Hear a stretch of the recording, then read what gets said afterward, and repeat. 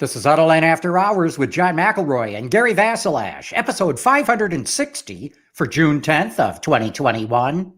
Traditional suppliers that are making the leap to an electric world.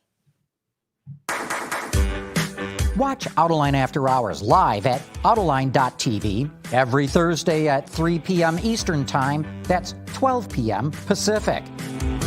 You can subscribe to this podcast for free by searching for Autoline in iTunes, Stitcher, or YouTube. Autoline After Hours is brought to you by Bridgestone Tires, solutions for your journey, and by Magna. Hey, Gary. John, how are you? I'm doing well. You too? I'm very happy. I'm in air conditioning. Oh, man. It's a muggy day out there, isn't it? Yeah. I think 90 degrees humidity, 90 degrees Fahrenheit. It's a real scorcher. So you're going to stump me today or what? This is sort of close in time, so maybe, but it's an easy one. Okay. So this has to do with a financial issue, June 10th, 2009. You're going to get it like immediately. Well, what one would think, I would hope. I mean, that's got to be the bankruptcy day for General Motors. John, so close, but so far away. The bankruptcy day for Chrysler? It was the day that Chrysler emerged from bankruptcy and was basically owned by the UAW pension fund, by you and me, by the Canadian government, and by Fiat. And then on the 1st of January 2014, Fiat took the whole thing. So there you have it. Yeah, that is a day in history for sure. Seems like a long time ago, doesn't it? It does. It really does. And a lot has happened since then. That's why it seems so long ago. Right. But, even just a lot with Chrysler since then. Mm-hmm. Stellantis. Yeah. Hey, we've got a couple of guests waiting in the wings here. We need to bring them in right now because I'm really looking forward to this talk that we've got with them. Martin Fischer is a board member with the giant supplier ZF. Hello there, Martin. Yeah, hello, good afternoon. Hey, Martin. We've also got Phil Eyler. He's the CEO of a company called Gentherm, which has got some really interesting technology. And, we really want to talk to you guys about, you represent, a medium-sized supplier and one of the largest in the world. And you guys have got to be going through the most amazing transformation that you've ever seen in the history of this industry right now, with the move to electric and autonomous and connected and maybe even shared coming up. Martin, let's just kick this off with you to begin with, but have you ever seen a time like this before? No, not in my career, because, we face both that huge industry transformation on the one hand, and you mentioned some of the most important trends. And in the same moment, we still have a pandemic to battle and go through a semiconductor crisis. So I have to say at ZF, we have all hands full, and this is unprecedented. So Phil, let me ask you now. Your company is compared to Martin's is a new one, basically established in 1991 versus 1908 when ZF was making Zeppelins, and you guys started out as in aerospace and defense with technologies, and made the transition to the auto industry. So you've seen a transition in your business over the years. Is it more intensive now for what you guys are up against versus what it was when you were starting out? In some ways it is. There's such a challenge with the transition to electric vehicles.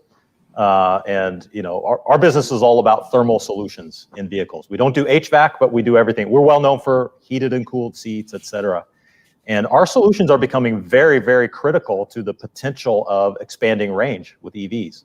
So it's really changed drastically just in the last year in terms of how focused we are on energy efficiency with our solutions. Phil, let's go into that a little bit more. I mean, you guys kind of cornered the global market on heated and cooled seats with your technology. And now I understand you're coming out with a thermal system for electric car batteries. So I think this is a great story, being able to, grow with this move to electric vehicles. Tell us a little bit about, are you able to use the same technology in the seats to cool down batteries, and why are you doing it? We have used some of the same technologies. Gentherm is a company that has a host of different modes of delivering heating and cooling, and that's our expertise. So it was kind of natural when OEMs came to us and said, gosh, we want to use these high output batteries, started in 48 volt, and of course now we're talking about high voltage, plug-in hybrid, and full EVs. It's a major issue to, number one, to optimize the performance of the battery. And number two is to extend the life of a battery. So managing the cold cycle and the heat cycle becomes really important. We were able to use, as one example, thermoelectrics to help manage heating and cooling. And that was really where our heated and cooled seat started, was thermoelectric technology, which uses a Peltier effect. So we're excited to do that. Now, we're even helping the OEMs start to take a look at how do we manage the huge heat generation of rapid charging of batteries. And we just announced a major investment in a company called CAR-R, which uses two-phase heating and cooling. That's one of the routes that we're looking at, but some big challenges out there to really take EVs to the next level. Martin, I want to ask you about change that you guys are undergoing at ZF. Now, if people think about your company, I mean, they're probably familiar with the automatic transmissions and axles and control arms and torque converters and things like that. Yet you guys have introduced an automotive grade supercomputer. I mean, sure. I mean, how do you get there? I mean, it all started, I would think, about 6 years ago, right? When ZF and TRW got together. That was really the big starting point of ZF into that massive transformation. It did bring in the electronics competencies. And I mean, with that, we really qualified playing into the major trends. And there's definitely the trend of electrification, which is still close to our heart of propulsion. But we have autonomous driving, we have vehicle motion control, we have integrated safety. So we got really the foundation through that TRW acquisition. And actually the supercomputer you referred to, that was one of the first Skunk Works projects. So when the companies had merged, the CEO at the time said it would be really, really good to have a showcase of where we want to go, right? To set out that electronics vision for us. And that's when we started developing a supercomputer. Obviously not fully aware that this is where the market goes now through all the new electrical architectures in vehicles, where much more of the computational powers is being concentrated. And well, 3-4 years later, now we have real projects on that thing and have all professionalized it. We're industrializing the supercomputer. So it started off really small in a small team, and now it's an important part of our business. Okay, but I've got to ask. Okay, so you got TRW. So TRW was making active and passive safety systems by and large, and they had sensors and electronic control units. Okay, and so here's ZF, historically a company predicated on things more or less mechanical and hydraulic and things of that nature, right? Absolutely. But how did you get the mindset, the cultural change that would be necessary for you guys to, credibly go forward and develop this pro AI system? Yeah.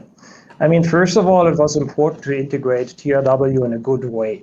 And the approach taken at the time was not going a brute force integration, right? Here's day one and everybody is now ZF.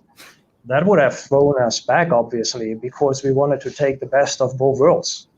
The more contemporary technology, the electronics from TRW, and at the same time, the mechanical work from ZF, right? A very long, traditional, automotive-grade company and heritage as well. So that was important, that we went slowly and we said we take both of best worlds. And then we started really bringing teams together. So electronics, software came in through TRW majorly, but all established areas could make good use of it.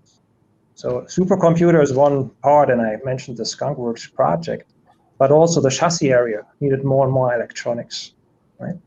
The powertrain area, yeah, it was about transmissions. Electrification being on the horizon, we needed that competencies. So we started really bringing teams together and basically kicking off more and more electrified electronic projects. Phil, it's real interesting that it took this automotive industry something like 80 years to figure out to heat the seats. Took them like another decade to figure out to cool the seats as well. It's like as a human race, we took something like 2,000 years to figure out to put wheels on our luggage. It's amazing how ideas come like that. But where do you see it going? What's next from heating and cooling in the cockpit, and especially, as we go to battery electric vehicles, where electrical draw becomes so much of a critical consideration? Yeah, and I think it's moving really fast now, and the reason is I think two things are kind of coming together that are critical. One is, of course, electrification. So energy efficiency is becoming super critical. But the other thing that's happening that is obvious is with the new advancements of where the industry is going, comfort and wellness are becoming such a huge factor for consumers. And so because those are happening, the OEMs are really looking at ways, okay, how do I, number one, differentiate my comfort solution in the vehicle? We're working with OEMs to develop a real microclimate around the body. A lot of people don't know that we have a medical division, and we're actually making thermal products that are used in the operating rooms to control the body's temperature. When you're under anesthesia, you actually don't regulate your body temperature. So we have a really interesting business there. The science that we use is called thermophysiology. So it's the deep understanding of how the body responds to heating and cooling.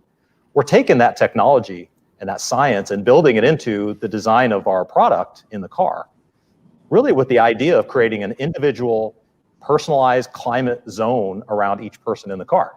And we call it Climate Sense. And the response from the OEMs working on this is really with a lot of excitement. And the great benefit of this, not only do we create a better solution for the individual passengers, but it also can drive significant range extension on the vehicle. So, power consumption is improved by like 70% in the heating and cooling system. And you can get about 30+% increase in range, especially in the cold temperatures. So I think that's the kind of migration you're going to see, and more implementation of features that also have passengers leaving the car feeling more refreshed than, really worn out after a drive. We're starting to see some luxury brands heat the rear seats. I got to believe that's going to be a trend too, going all the way down the product line, heated and cooled rear seats. It's happening fast. Yeah, and of course the luxury side, but we've got mass market customers that are doing the same. Just a couple examples, Hyundai is launching it on more and more vehicles with heated and cooled in the rear. Neck conditioning is coming. You're going to see more cars with heating and cooling of the neck. Going back to thermophysiology, that science I mentioned to you, the back of the neck is one of the areas in the body that has the most receptors for kind of feeding the brain information about comfort. And so you can expect to see more and more of that coming too. Phil, I want to ask you about this. So you have this medical division, and then you have the automotive division. Now, it seems to me that developing products for the medical industry is entirely different than automotive, meaning that they're probably a little bit more friendly when it comes to cost. I mean, how do you meld these two things together so that you're able to have a cost-effective solution to be able to put into a car? Yeah, actually, it works really great because we use a lot of the same kinds of technologies. So whether it's a resistive heating technology or thermoelectric based heating and cooling, even liquid-based solutions, we're able to really cross those over well. And actually, the development process isn't all that different. The approval process is different. You have an FDA in one industry to deal with, and each OEM has different qualifications. But there's more synergies than you would think. But for us, it's really all about that science carryover that makes all the difference. Taking that learning that we get from the hospital, translating that into a solution that's really optimized for the vehicle. We think we're we're the only company out there that can come in and have that kind of discussion with an OEM and optimize it. And it really makes a big difference. You know, if you focus on the human instead of heating and cooling an entire cabin, you can do it so much more effectively, And by the way, the OEMs love to take out a lot of the ducting out of the car to, you know, to give up more space in the cabin and reduce weight.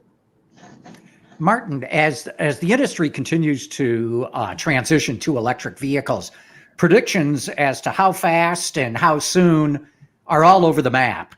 You know, if you talk to Toyota, for example, at least speaking of the U.S. market, they believe only 15% of vehicles in 2030 are going to be electric. Jaguar, for example, says it's going all electric by 2025.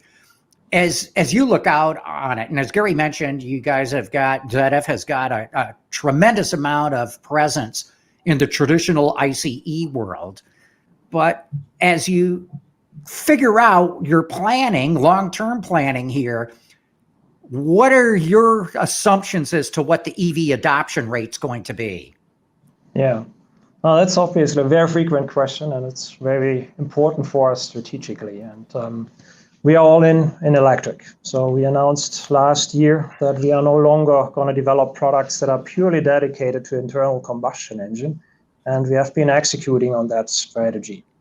So sometimes in the 30s, we see definitely that inflection point coming that we'll see more BEVs than anything else on the road. And for us, it means to manage carefully, how do we get to that point, right, with our product offerings? And from the get-go, we have really taken a staged approach. So let's say we come from the traditional gearbox, and that was more a mechanical product with some mechatronics. We have started preparing them for hybrids. That was the first good step. And we have been preparing them really for highly efficient plug-in hybrids. And that's something that sells right now in good quantities. You're aware in Europe, there's good also subsidies, good support for that kind of early electrification. So one can say we really surf that wave right now. So that brings us the competencies to really electrify a vehicle in the form of a hybrid. And it also brings us base business. And from there, we have further invested into BEV technology. So we have been doing complete drivetrains for BEV as well. And those start selling right now. And I mean, we all see here in Detroit and across the world how many platforms are really coming up.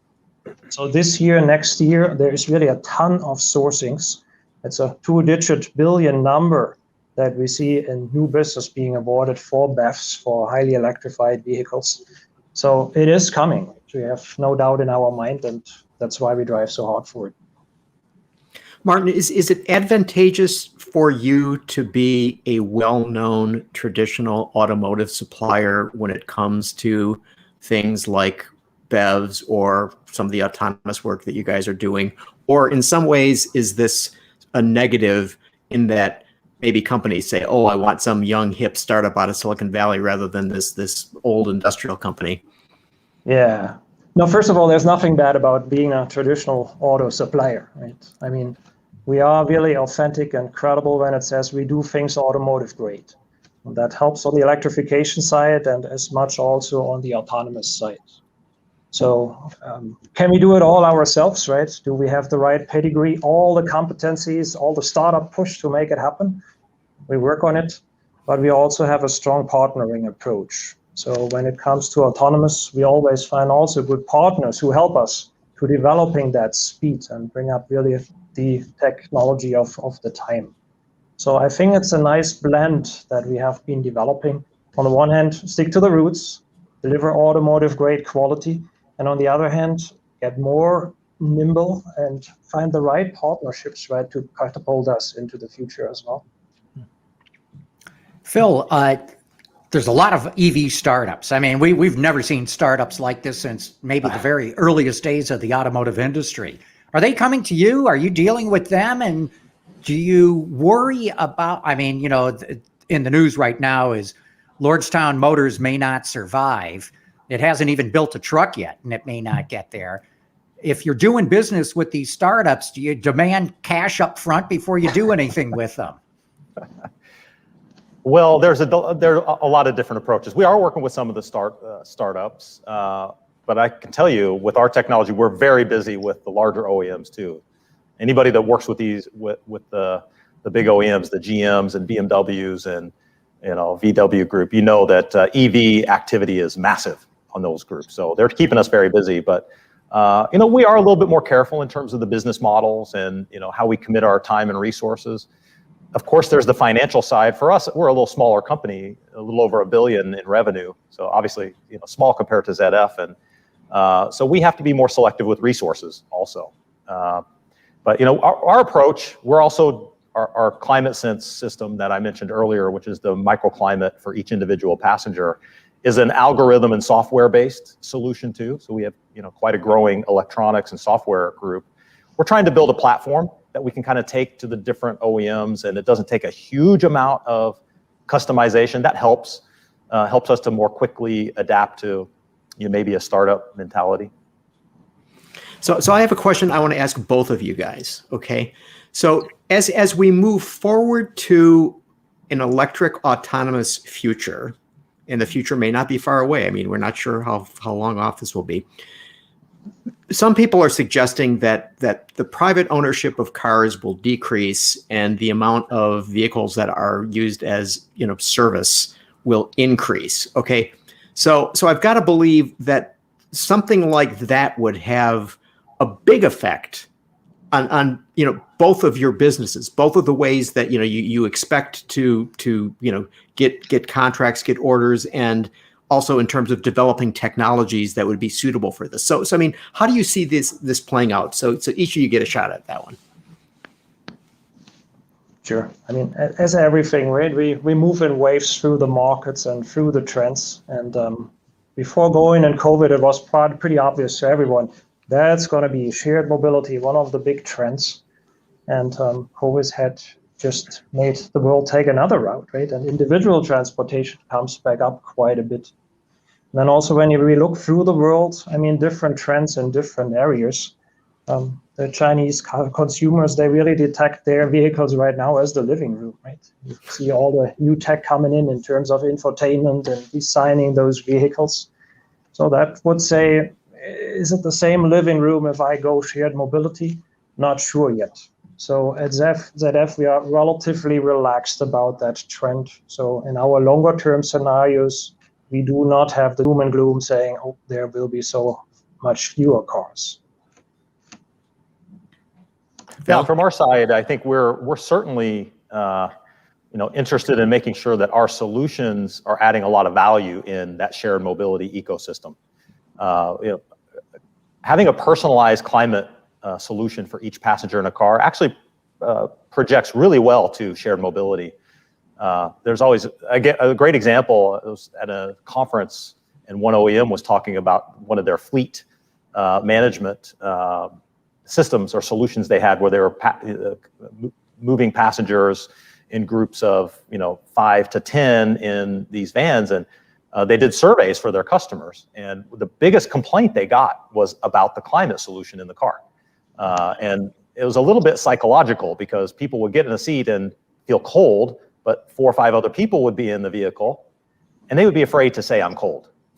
Well, we're thinking, okay, well, that's an opportunity for us. We're going to make sure that each passenger in that vehicle can optimize, if somebody wants it a little hotter or somebody wants it a little cooler, they can do that on their own in their individual seat. And I think that's going to be a solution that should be value contributing in that future solution. I also think that that kind of solution could be a potential revenue stream for the vehicles, for shared vehicles. Whether having a solution where you could pay for heating and cooling in that seat.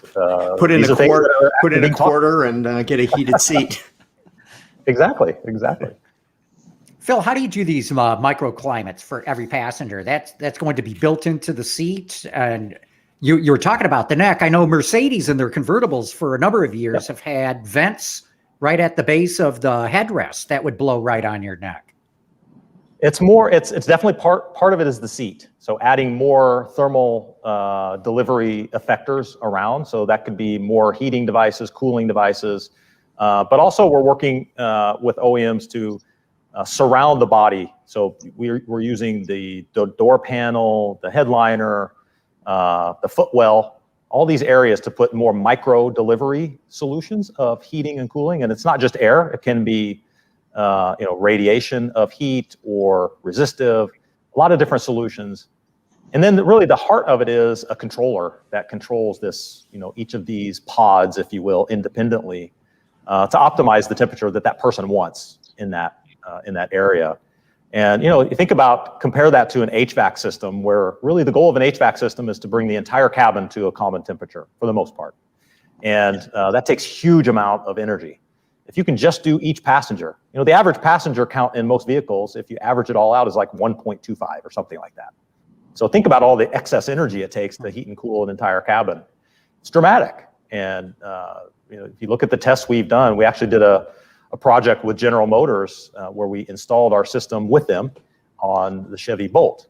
And they did their own independent testing, actually showed in the cold weather test cycle, their testing, almost a 70% improvement in energy consumption in the cold weather. So it's really remarkable. So you got happier passengers and you're adding range to the vehicle. We're pretty excited about that. Martin, you mentioned that you guys have Skunk Works, which I think is just a fascinating notion for an automotive company to do something like that. So I mean, how is it that you guys decide what to work on? I mean, is this something that, you have people that are really smart people, you put them in a room and they come up with stuff, or is this in response to something that a customer has asked you for? No, it's definitely both, Gary. So we need really both our own innovations. And what drives us in that field is the whole value that we can create really for consumers, for the market, nowadays comes more out of functions and software, right? That's really going to determine the future of the vehicles and also the future revenue streams. And that is an area where very specifically we have all of our population, all of our employees really brainstorm, run our events on innovations, and really want to pull from all the good engineers, all the people we have in the company, and create ideas. So it's really a bit of a grassroots approach, plus then obviously the dedicated teams that cover the certain areas like autonomous or electric and so on. Martin, are your Skunk Works an ongoing tool, or something comes up and you go, okay, we got to fast track this. We got to cut through all the bureaucracy and go fast. Is that how it happens? Yeah, it does happen. I mean, we typically get to know about ideas right on the board level, and on an average, we let them go. So there's a good portion of budget that we can really use to play, right, and to come up with these creative ideas. And that has turned out well. I mean, the Pro AI, the supercomputer, just being one of the examples. And of course, there's others. Not everything works out perfectly, but we know we got to let the organization really play with ideas to be at the front. And Phil, I imagine you get a synergy being in the medical field as well. I mean, Gary mentioned that tends to be more high tech, very low volume, higher. They'll tolerate higher costs. I mean, the auto industry we know is brutal when it comes to cost. But are you able to have one side of the house benefit the other one in that regard? We definitely do. And as a matter of fact, we've got a product that we're just launching in the U.S. in medical. It's kind of the other way around, but we're actually using a technology that was originally used in heated seats. It's a carbon fiber technology that we looked at an application in the medical space, and we said, gosh, this would be perfect if we could integrate that. So we launched it. It's called the Astopad. And it's an underbody warming device that's used in operating rooms. We just launched it in the U.S. So we're really excited about that. They do translate. They really do. And our company is probably a little different. We're the fact that we were our culture really stemmed from being a startup out of Caltech. I mean, that's where we started back in the early 90s. So that's our whole company is kind of a skunk work. That's the way we operate. We probably have some of the opposite, putting a little bit more systemic approach in could help us. But it's but at the same time, being a reliable automotive supplier with a great global footprint, but this still has that kind of innovative culture. I think that's a good place to be in. Okay, so this will be final question for both of you guys. Okay, so if we go forward 10 years from your perspectives, your individual perspectives, are we going to discern a difference, a notable difference in what's out in our driveways, or is it basically going to be an incremental change over what's there right now? I can I can take that first. I think there will be some noticeable differences. I really do. I think, the advancements in ADAS and maybe the shift towards autonomous will be noted. I think that there'll be more effect there. And, clearly the infrastructure, by then there ought to be a significant movement towards electric vehicles. And I think, almost every house is going to have, a different charging infrastructure for their vehicles, whether that's a hybrid or a full EV. It's going to be much more prevalent. And I think the level of comfort features in the vehicle, that demand is really high. And of course, thermal is one piece of that, but there are so many other opportunities if you think about it, especially if we can have those advancements in semi-autonomous and hopefully a start towards autonomous. I think that's coming. So I'm hopeful in 10 years we'll start to see some real differences. Yeah, no, I also see major difference coming, Gary, and I would start at the get-go of your question. Going out in the driveway, right, and get into the car. I just wonder if that's still the habit that we have every day and every morning, or if we will see much broader offerings in terms of transportation and mobility services. And that's really what we prepare for. So yes, we keep on the good automobile, but also we work on shuttles that are going to cruise through the neighborhoods, right, and pick you up. We have the line of electrified bicycles and whatever else might come with that. So I believe that's going to be a tremendous difference on how we use and consume really mobility. And that's what we are putting on the longer term horizon for ourselves too. Boy, you said micro-mobility. John will keep you for hours talking about micro-mobility. I'm a big believer in that. But we're going to have to wrap this up. Phil Eyler, CEO Gentherm, Martin Fischer, board member with ZF. Thank you much for your time, your insights.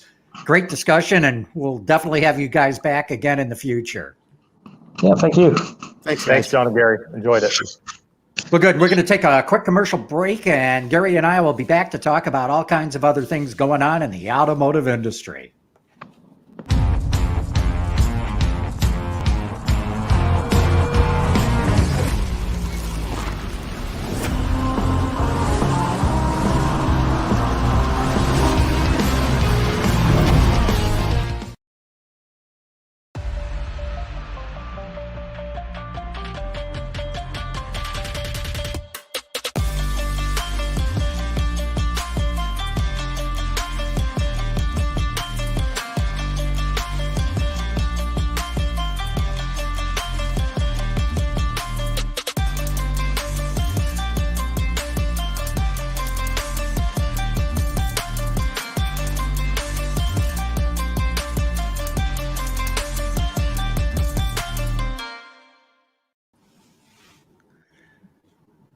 Well, hey, that was pretty interesting.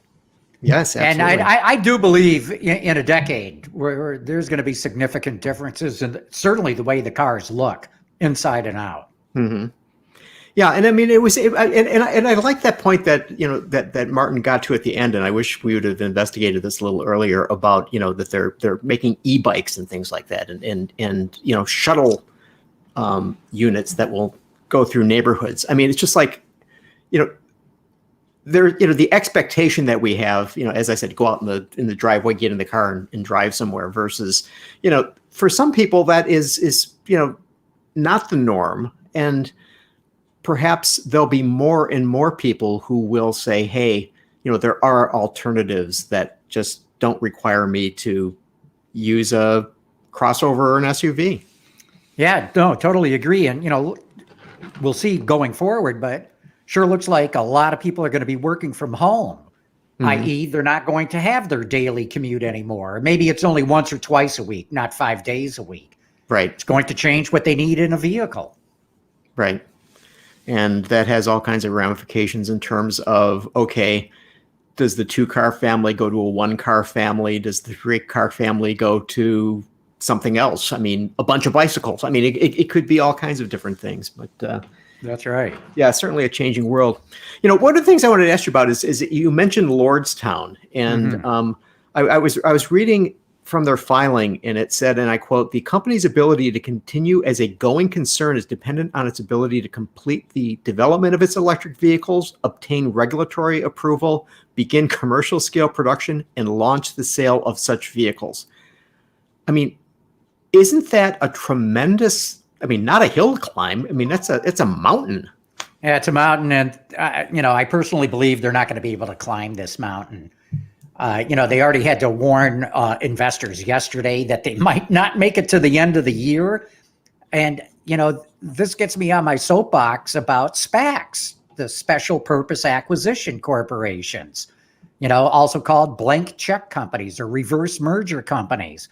It allows a startup to go public very, very quickly, literally in a matter of months, versus the old initial public offering, the IPO approach, where you had to build a company, you had to build products, you had to sell products, you had to establish that you could make money or lose money or whatever, but you had to prove that you were an ongoing concern.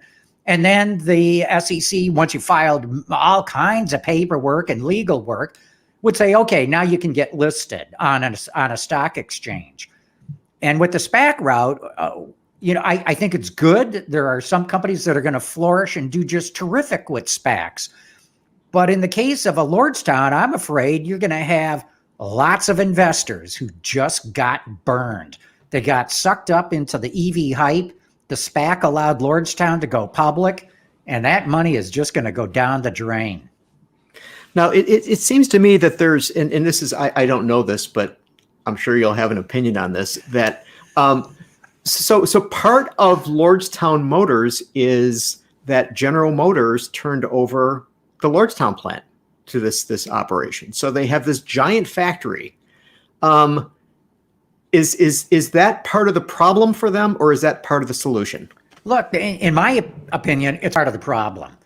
I believe that a startup should act like an entrepreneurial organization. Start small, test the market. You're probably not going to get it right the first time out. You're going to have to adjust. You're going to have to re-engineer. You're going to have to rethink it. So you start very cheap. You go to a warehouse. You don't buy a 6 million square foot facility. I mean, try to put in your brain, try to fathom, try to visualize how much 6 million square feet is. It is beyond massive. And for a company that had hoped maybe to build 1,000 trucks this year, to go into a facility like that and have to retool it was just crazy. Now, I know they're only using a small fraction of it, but it doesn't matter. They went about this completely wrong. And, GM loaned them the $40 million to buy the plant from GM. I think they put another $75 million into stock. Look, GM was thoroughly embarrassed by Donald Trump when GM announced it was closing down the Lordstown plant, and Trump put them in their crosshairs. And so GM was trying to make as nice as it possibly could to the city of Lordstown and to the state of Ohio. And that's why they went in and did this stuff. I don't believe for a second they thought this company was going to go anywhere. Well, speaking of General Motors, so Mary Barra wrote a letter to the head of the EPA yesterday, and it said in part, quote, GM supports the emission reduction goals of California through model year 26 and believes that the same environmental benefits can and should be achieved through a high volume electric vehicle pathway that will set the industry on a stronger trajectory to greater greenhouse gas reductions in model year 2027 and later. Now, going back to the previous administration, as you recall, that GM did not sign on to CARB's plans for 2026, whereas other companies did sign on for that. They were resistant. Now, is this an authentic change of heart at General Motors, or is this basically, we've got all these EVs coming and here's a good rationalization for it?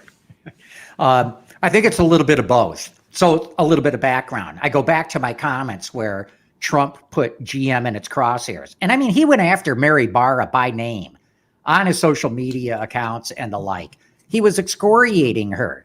And in fact, he even blamed GM for not getting involved to fight COVID when in point of fact, they were already making masks and respirators. So GM was very, very gun shy when it came to the Trump administration. And so when Trump said, hey, we're not going to allow California to set its own standards, GM jumped right on board. Now, that wasn't just trying to placate Trump. I think GM was right all along in saying the United States does not need two different sets of regulations, one set by California, one set by the federal government. That part of it does not make sense. But sure, I mean, now that Trump is out of the picture, now that Biden is talking about the Green New Deal, GM is jumping on the new bandwagon. But to your point, it has committed to EVs probably more heavily than any other automaker with the exception of Volkswagen. I'm talking traditional automakers. And so, yeah, what GM is saying essentially is, we really like the California ZEV mandate, but why don't you give us a little bit of breathing room on emissions for internal combustion vehicles? I mean, they want to have it both ways, and I guess if I was running GM, I'd try to go that route too. But yeah, they are being kind of moldable depending on what the political situation is and what's best in their interest. Yeah, it'll be interesting to see how this all works out. But certainly, I mean, Ford has always been in terms of saying, okay, we are going to reduce emissions. We, think greenhouse gases are not a good thing, and have been moving forward on that. I think that the European portion of Stellantis has been doing that, more so than the guys in Auburn Hills. I think that now there'll be a change in that regard, and if General Motors is really getting on board, there could be some changes in the traditional OEMs. All right, so this is going to be a little long, but I mean, we had Henrik Fischer on the show, and he's developing an EV. He's got a whole different strategy in terms of going to market, in terms of developing and manufacturing vehicles, something that I know that you're behind. And I just found this to be an astonishing quote that came out day before yesterday. He says, when you look back in history and look at truly disruptive products, it has been products that have worked, in my view, in sort of three dimensions. The latest technology, but technology integrated perfectly into a beautiful and desired product. He used the iPhone as an example. He said, if it looked like a brick, it wouldn't have made it, right? And then he says, and it has been priced correctly in the segment that it went into. And that is exactly what we are doing with our Fisker Ocean, but it is also what we have planned to do with Project Pear. Okay, and the Project Pear is the one that they're working with Foxconn on to have a lower priced vehicle. He said, I think we might be the first car company in the world to create a super disruptive, super innovative, class-defying electric vehicle priced under $30,000. And this vehicle will still be a premium vehicle. It won't be a little tin box. It will hold 5 people. It will be sexy, and it'll have features you've never seen before. Okay, is Henrik talking to the investment community, or do you think that Henrik is talking the real deal? Well, probably both. I mean, now he's got to deliver. Elon Musk's been talking about a $25,000 car that they're working on in China, but, he was talking about sub $40,000 cars for years, and they sort of delivered if you happened to be at the right time at the right day, and that flashed up on their ordering website and you could grab it. But other than that, it's been pretty much vaporware. And I wonder if Henrik's actually doing the right thing in the sense that he's talking about a premium vehicle, an upcharge. That's where I think he's got a chance. Trying to play down in, sub $30,000. He's got to prove it to me. I'll believe it when I see it. Well, see, one of the things I wonder about though is that to get back to the point of the Lordstown situation with a big factory, right? Fisker's saying we're not going to make them. We're going to design them. We're going to engineer them. We're going to market them. We're going to leave the manufacturing to Magna, which, oh, by the way, has worked with them on the engineering of the vehicles, the Ocean. And, Foxconn, which makes iPhones. So, I mean, there's that, that, they'll be doing the Project Pear. And so, we know that Magna can make, value production, and presumably Foxconn can as well. So, I mean, I think maybe he can have it both ways. Maybe he can. I mean, going his route, outsourcing everything, which you're right, I like that business model a lot, just takes the CapEx burden off you. You don't have to come up with the capital expenses for this. Magna and Foxconn are going to do that. But they're going to bake all that cost, including the borrowing of the money, into whatever they charge Fischer for to build their cars. So the cost is still baked in. It's just that Fischer does not have to come up with the capital, and he can deploy his money and spend it elsewhere, outspend his other startup competitors who are building these Taj Mahals of plants. And that's why I like Fischer's approach. But like I said, everybody's out there trying to come up with an inexpensive electric car. I still think the Wuling Hongguang is the poster child of it. Is brilliant. All right, John, wait a minute. It will hold 5 people. It will be sexy. I don't see that either of those two things in the Hongguang. Yeah. Right.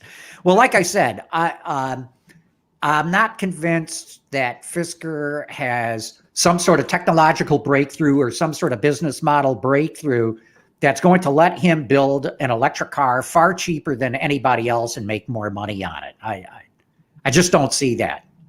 Well, but again, Elon has a big factory. Well, Elon has now several big factories, and so to the point of having to get. Well, he's getting money from Wall Street. He doesn't really need to worry about that so much. But I mean, otherwise, you think, well, gee whiz, if I have a choice between making something that's highly expensive and I can get a big return on investment, or something that's a sub $30,000 vehicle and not so much money, I'll make the big one because I got this. I got to amortize the cost of this factory. But that may not be his calculus. Well, remember, Elon's not just in this to build cars and make money. He wants to change the world. And the only way he's going to be able to do that is get his cars in the hands of millions of people. And to do that, he's going to have to bring the price down. Mm-hmm. So he's going for a $25,000. I mean, that's what's been talked about, a $25,000 price point of a made in China car, mainly for the Chinese market, but for export as well. And, he's doing that more as a mission than anything else. All right, so who's gonna be out first with a $30,000 EV, Tesla or Fischer? It'll be some Chinese company that beats. So it'll be a third one. Yeah. I don't see them being the first one to be able to do it. So speaking of dollars, but in this case euros. So Dieselgate reared its oily head again. So Rupert Winterkorn is going to pay 11.2 million euros. Rupert Stadler, 4.1 million euros. Wolfgang Hans, 1.5 million euros. Stefan Knutsch, 1 million euros, and there'll be 270 million euros from the directors and officers liability insurance. So basically we have the guy who is running Volkswagen and the guy who is running Audi, and an engineer and a development head from Audi putting up some pretty big money. The total is 288 million euro. Of course, this whole thing has cost Volkswagen Group 32 billion euro. But so I mean, what do you make of this? Is this sufficient penance that these people are paying? No, I don't think it is. One of the problems that I have personally with the German legal system is that rich people can buy their way out of problems. I remember I first learned about this years ago when Bernd Pischetsrieder was the CEO of BMW, and he got caught, or maybe it got the wrong person. It might have been who's the guy that was running Mercedes? Dieter Zetsche. Dieter Zetsche was in a car speeding with some babe in the car with him. I mean, it's speeding in Germany, imagine. where you have the Autobahn. They pulled him over. There was a big ruckus about the whole thing. He bought his way out of the problem. He went to court. He paid a fine. Boom, that was it. Okay, I understand that aspect. But now you've got the CEO of a company who deliberately set his engineers free to cheat on emission standards, lied through his teeth all about it. And now, yeah, it's a hefty fine, but he's got the money to pay it. I think if you really want to send a message so that others don't think about doing this in the future, you got to put them in the slammer for some amount of time. Maybe it's only 8 months. I don't know. But, these executives, top executives, get paid a lot of money. And if all they think is, hey, I can cheat and maybe I'll make more money. And if they catch me, okay, I'll pay a fine, but that's that. I can afford it. That should not be the mentality in a situation as serious as this. They should spend some time in jail. Okay, moving on to brighter subjects. So the Ford Maverick. Love it. You oh my love it. Gosh, I love it. Why do you? But John, it's got a small bed on the back. I know. And I know. You've talked about the need for these bigger beds. Yeah, no, I understand. And if I ever end up, leasing one, I'll probably get a bed extender. But no, I'll tell you why I like it. This is a really astute move on the part of Ford. A unit body pickup that gets 40 miles to the gallon and costs $20,000. I mean, that's the basic premise. And cheaper than a Honda Civic and gets better fuel economy than a Honda Civic. This is potentially going to be a cult hit. It's not going to be 1964 Mustang kind of a hit, but it's going to be along those lines. You're going to have a lot of people that are buying Civics and Corollas and Versas all of a sudden go, hey, wait a minute, I can afford that thing and it gets better fuel economy. It'll seat 5. I got this, bed in the back. Yowza, sign me up. I think that I saw some number that Ford is going to sell 40 to 50,000 a year. I'll bet they do a whole lot better than that.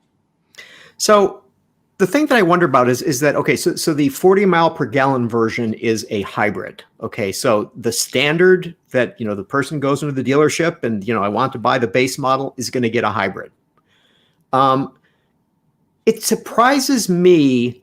I mean, for years and years and years, we've heard OEMs basically say, oh, hybrid's not the right solution because you have to have 2 drivetrains. You have to have the internal combustion engine, and then you have to have an electric traction motor. That simply adds cost. This is ridiculous, and I don't know what Toyota's doing. This makes no sense. Okay, but somehow Ford has managed to get this $20,000 price for a hybrid vehicle with, I haven't seen it in person, but from the pictures and other things that I've seen of the Maverick, it looks like very nicely done. How are they able to accomplish this? Well, look at how they would have to do it otherwise. They'd have to do a new Ford Fiesta, for example. And let's say they sell it at $20,000. The margins would be the same, but the Fiesta is not going to sell very well in a market where, sedans are passenger car sales are continuing to drop. Every single month they drop. Even in a market that's growing, they drop. So Ford has figured out a way to get out an entry-level vehicle that admittedly at the base price, they're probably not going to make a profit. They're going to talk you into every conceivable option that they've got on the list. And, in reality, most of these things are probably going to retail for around $28,000. So there'll be reasonable margin in there. Not great, but reasonable. Versus trying to do that with a car that's probably not going to sell very well. And so I think because they're going to create this whole maker aura around this truck, they're going to have little tutorials about how you can make your own bike rack, how you can make your own camping rack, how you can do all this other stuff with it. They're going to create this cult of cool around this truck. It's going to appeal to people who are suddenly going to discover that they don't have to buy a little B segment car. They can get this nice size pickup, which will fit easily in their garage or their carport if they've got them. and I expect this thing to do quite well. All right, so I want to counter that a little bit. Yes, yeah. Let's hear it. So yes, I agree that it will go to those who are in the maker community. It will go to people who wear Carhartt jackets. Okay, I mean it's going to, and I'm sure Ford's going to do something with Carhartt, which, oh, by the way, is also based in Dearborn. Small world, right? So she'll see that. But okay, the thing that I don't understand is that they are positioning this as being an urban vehicle. Okay, this is for the urban young people. It seems to me that when the Hyundai Santa Cruz comes out, that's just it's gonna blow the Maverick out of the water. It looks cool. It's got a bed in the back. It's gonna have more amenities in it, and it's more of the urban vehicle.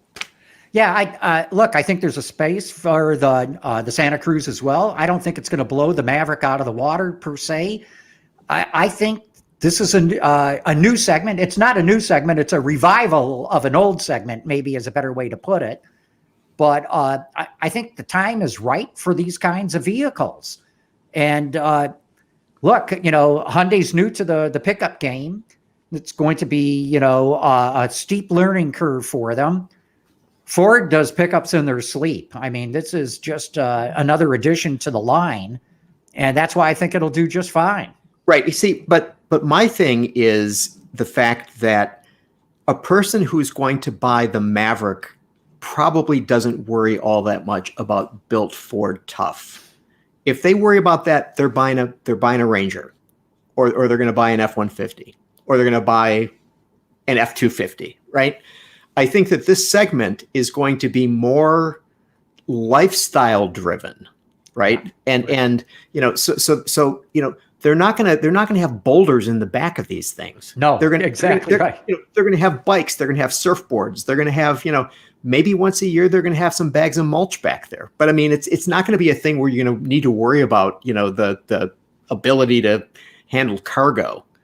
And this gets me back to the thing of, okay, is the truck heritage that important, or does Hyundai just come out with something that looks very cool and people are like, I'm getting that one?